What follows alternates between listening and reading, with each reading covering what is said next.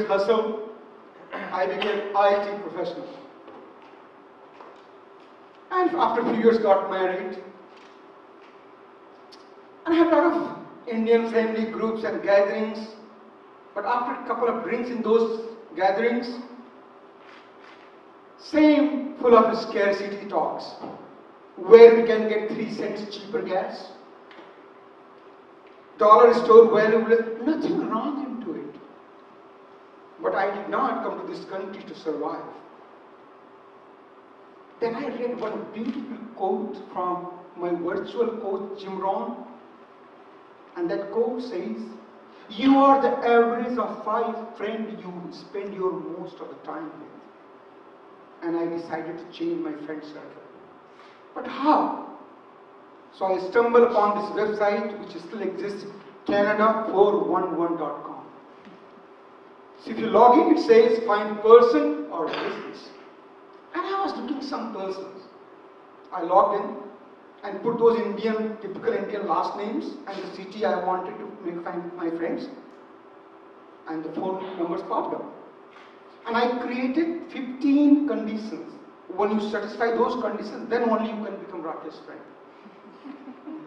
And I reached out to 52 families, met 36 one-on-one, and invited 14 filtered families in my house. They became my friend. Life was going well. Now I got my certified and quality friends. And it was my 35th birthday. Some of friends, they paid surprise visit to my home. And after drinks, food, cake cutting. But that night I couldn't sleep. Hey, I'm already 35. And soon I'll be 70, 80, 90, 100. If I'm lucky to be living that age and dead and gone. Is that all about life? Next morning I woke up and asked my parents and my wife and 2-year-old son, I want to go to Cuba alone for 1 week to find the purpose of my life. And in few weeks I was in Cuba.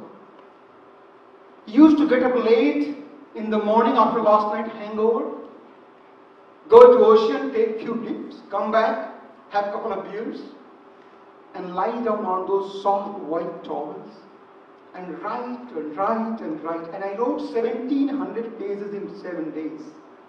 And my vacation is over. I called my agent, extended my vacation, and I started reading. To my surprise, I found out I felt happiest when I help others to find their potential to live their satisfied life. Because I started teaching when I was 10 years old to teach the kids to collect the nickel and dime in India.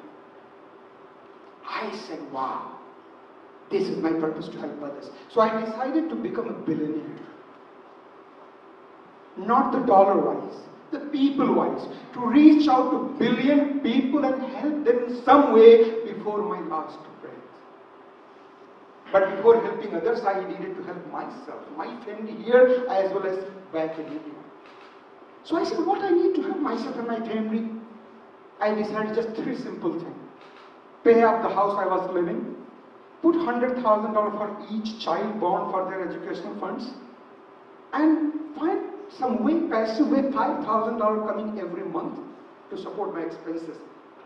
And I gave 10 years myself to fulfill this dream, and that needed $2.5 million. I said, let's try. And came back to Toronto, used to work as an IT professional. Good job. But the full-time job, whatever I was making after taxes, that was I was spending. But I needed $250,000 to save every year, next 10 years to fulfill my dream. After talking to the friends, website and consultant, they said, you know what? You become a consultant, you can triple your income. I said, is it? And thanks to Workopolis, it happens. I found a consulting job, quit my full time, and yes, it got more than 3 times. But still it was not enough to go $250,000 a year. I said, what else I can do? So I found out these agents, they place you those companies, they have their own commission. I said, wow, can I do that? So it took around 2 years. I was able to place a bunch of people and started getting commission. I'm also working. I said, wow. And I started spending all this extra money into the real estate. And the real estate has really been good in Toronto last 15 years. I said, you know what? I'm going to finish my target much before that day. And I started teaching to my friends and family and their friends, inviting my house and their houses. It became like every gathering I had to talk on this. And now we call it coaching, but I was helping for free. Anyway, life was moving very well, and as per plan, my wife, she was due with a second baby boy. And here I found myself in that hospital room, in that night, holding my newborn 3-hour-old son and trying to play with him. But somehow, from inside, I was not feeling very happy. Meantime, doctors, they took my wife to reoperate on her as some complication developed during the C-section delivery. And then I heard this weird sound. I asked the nurse, what is it? And she said, it's code blue. How many of you know what code blue is? Okay. So like many of you, I didn't know what code blue that time, but I know what code blue is. After an hour, 2 doctors, they entered the room with a long face, and they say, Mr. Mishra, we couldn't save her, she's no more. I lost the strength in my feet, sat down, nurse took baby away, and doctor told me it will take some time before they clean up and allow me to enter the room to see lifeless body of my wife. They took me to there, and I kissed the forehead of my lifeless body of my wife. Doctor asked me if I want to call someone. I said, Doctor, can you give me a few moments to stay with her alone? They left the room, and I decided to commit suicide right away, jumping out of the window. So I went to the window, and I realized it's too low, I may not die. I said, no problem, I'll go to the rooftop and jump it from there. I went to rooftop, about to jump, but suddenly came in my mind, can I go and just kiss my little one more time before I leave this world?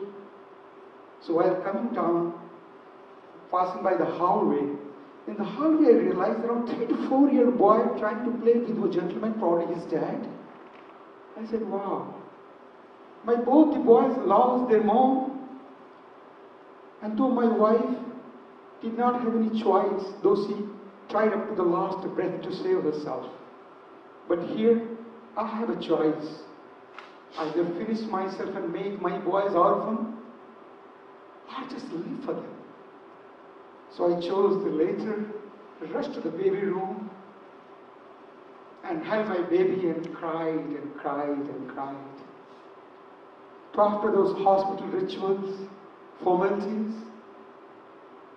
moved home, started raising my 2 lovely boys. And it was after around 3.5 years, my elder one became 7-year-old, and it was Mother's Day. He comes home with the Mother's Day card, and he gave me, and that's how it is read. Papa, we love you. Can you bring us a mother? I talked to my elder one. It's very difficult how to talk to him. I asked him, why you need? I am giving the love and affection, everything. He said, Papa, when you work in the kitchen, you don't know how to work. You feel so sorry. And we need mother. I said, Beta, we call it son beta in Hindi. Can you give me 1 year? And next Mother's Day, I gifted my boys their mother as I got remarried. So with all the chaoticness from my life, the lesson I learned that no matter how bad an adverse situation is, as long as your breathing is not done yet, and once you stop breathing, who cares, ladies and gentlemen? May I request each of you, stretch, stretch, and stretch to find and live purpose of your life before this lovely and beautiful journey of life comes to an end. Thank you.